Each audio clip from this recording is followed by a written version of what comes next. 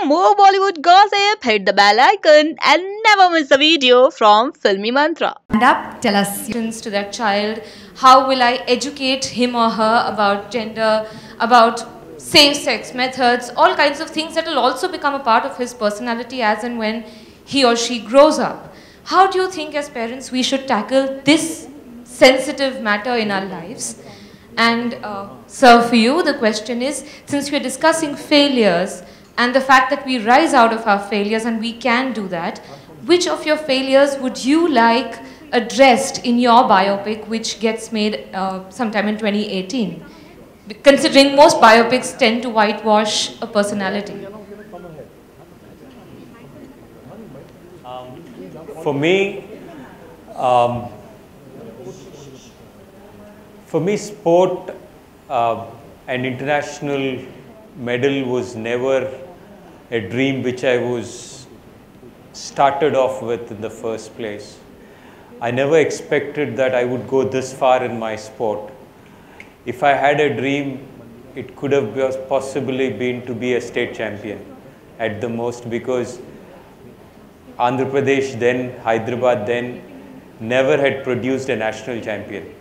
So my dream would have been as much as possibly a state champion. So for me, the moment I moved up one step, I realized the next step was possible and the next step was possible. And between 93 and 98, I had 3 surgeries back to back.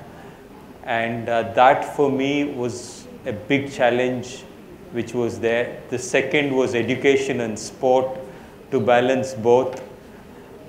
I played badminton because I didn't get admission in cricket, and tennis my parents thought was too expensive. That's why I played badminton.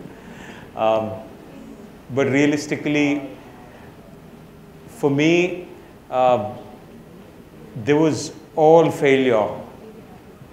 And today when I look back, honestly, thanks to my injuries and thanks to my failure, I am the player what I am, and I am the coach what I am. Because had it not been for those, I probably never would have got time enough to introspect and time enough to love the sport as much as I would. Because the times which I spent away from the sport have been the most valuable, and the injuries for me have been the biggest successes.